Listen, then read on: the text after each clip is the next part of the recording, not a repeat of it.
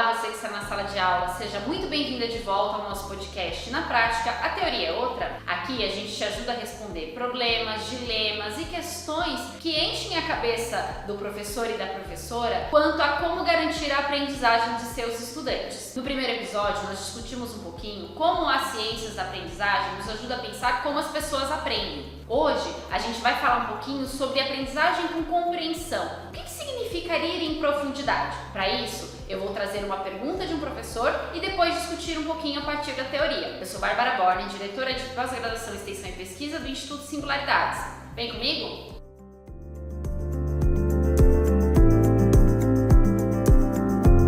Olá, meu nome é Arthur, sou professor da Educação Básica.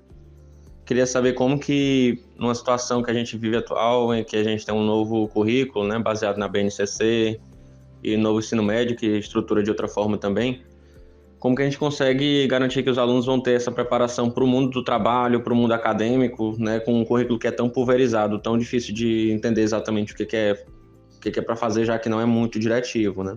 A pergunta que o professor Arthur nos trouxe, ela é muito importante porque ela vai no cerne de uma das questões que mais afligem as professoras e os professores no seu fazer cotidiano. Como que eu ensino algo que é significativo para os meus estudantes? A gente tem essa preocupação muito ampla, pensando em mundo do trabalho, mas no fundo, o que a gente quer? Que aqueles conhecimentos, seja matemática, história, geografia, língua portuguesa, inglês e tudo mais, eles ajudem as crianças, os adolescentes e os adultos a olharem para o mundo que os cerca e que eles possam tomar boas decisões, que eles possam ser bons profissionais, que eles possam fazer escolhas para si e para os outros que sejam adequadas e que sejam apropriadas e orientadas por um conhecimento formalizado. Se a gente trouxer essa perspectiva que o professor Arthur trouxe em sua pergunta para a teoria, a gente vai falar de um conceito que é aprendizagem com compreensão e em profundidade. Bárbara, mas toda aprendizagem não tem compreensão?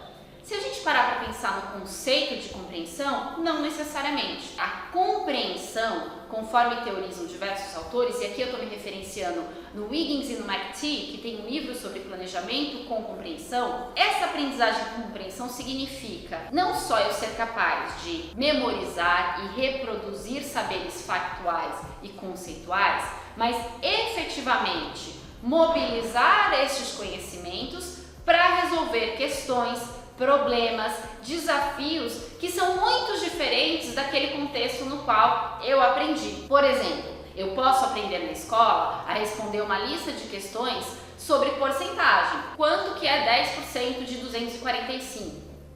Esse é um exemplo muito básico. Eu peço para o meu aluno fazer um monte de exercícios desse tipo. Quando ele chega numa loja e precisa pedir um desconto em cima de um determinado produto, ele tem que ser capaz de, em um outro contexto, num outro momento, entender quanto que significa eu pedir 20% de desconto num produto que custa R$300, por exemplo, né? Se ele for incapaz de fazer essa conta, esse cálculo fora do contexto de sala de aula, ele até memorizou um algoritmo, ele até sabe montar ali uma regrinha de 3 para achar a porcentagem quando ele está num contexto muito restrito de sala de aula, mas efetivamente a aprendizagem com compreensão não se efetivou. O que isso significa do ponto de vista do ensino, pensando lá na prática? O que eu preciso fazer para assegurar uma aprendizagem com compreensão? Os autores do Wiggins e McTee, eles trazem para a gente uma perspectiva que é muito importante, né? Que é não ensinar como cobertura, e sim ensinar em profundidade. Do ponto de vista prático, o que significa ensinar para a compreensão?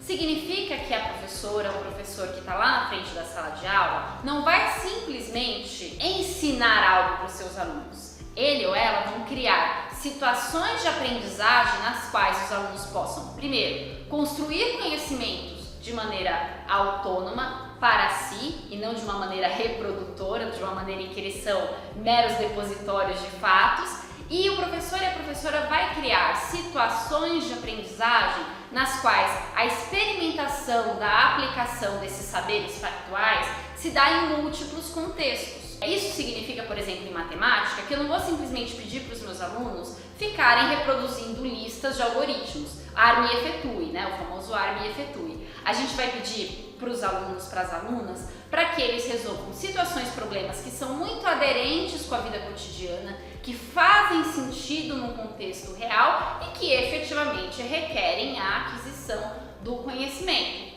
Quando a gente fala num planejamento voltado para o desenvolvimento da compreensão, a gente está falando de uma coisa muito central. O professor, ele é o organizador das experiências de aprendizagem, mas o que precisa ser assegurado é que os estudantes sejam os protagonistas do processo, porque a compreensão é um processo mental interno. Não é o professor que compreende pelo aluno, é o aluno que desenvolve essa compreensão. Um segundo aspecto que é muito importante a gente ressaltar, e isso impacta diretamente no planejamento do nosso currículo, tem a ver com o fato de que para ensinar para a compreensão, eu não posso simplesmente cobrir o maior número de conteúdos possíveis, né? Um professor que planeja sua aula para cobrir todos os capítulos do livro didático, dificilmente vai encontrar espaço para o ensino para compreensão. O ensino para compreensão requer que a gente vá em profundidade em determinados temas que são estruturantes, nas grandes ideias, nos conceitos centrais das diferentes disciplinas, e a partir deles a gente vai esperar que esse aluno seja capaz de ter as ferramentas para buscar conhecimentos que vão além. Por exemplo, se eu sou um professor de história e eu estou trabalhando com as diferentes civilizações da antiguidade, é muito mais importante que os meus alunos entendam o conceito de civilização, por que os povos buscavam, por exemplo, viver próximo aos rios, que tipo de governos ou estratégias de governança surgiram lá atrás por conta dessa organização social, ao invés de eles saberem um monte de fatos pequenininhos e sem contextualização dos egípcios, dos fenícios, dos mesopotâmicos e aí por aí vai. Isso é aprender em profundidade. Isso significa o quê? O professor precisa fazer escolhas, né? Quando eu olho para a BNCC, e aí vem a pergunta do professor lá no começo, eu tenho que entender que a BNCC é um grande norte. A partir desse norte, o professor vai olhar para a sua disciplina, para a estrutura curricular, para o que importa aprender em ciências, em matemática, em história, em geografia e por aí vai, e ver quais são os elementos que sem os quais esse aluno, primeiro, não vai aprender as matérias que vêm lá para frente, né? Ele não vai conseguir ter acesso ao currículo, e segundo, quais são os elementos que importam para lidar com questões do mundo real.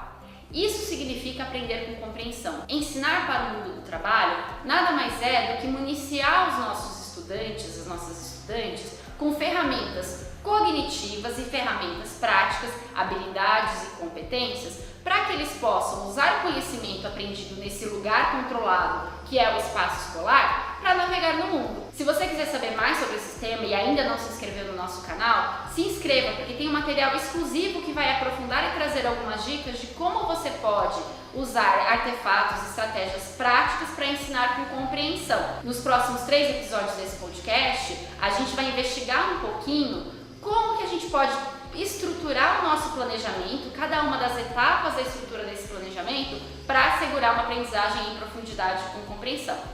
Muito obrigada por sua participação e até a próxima!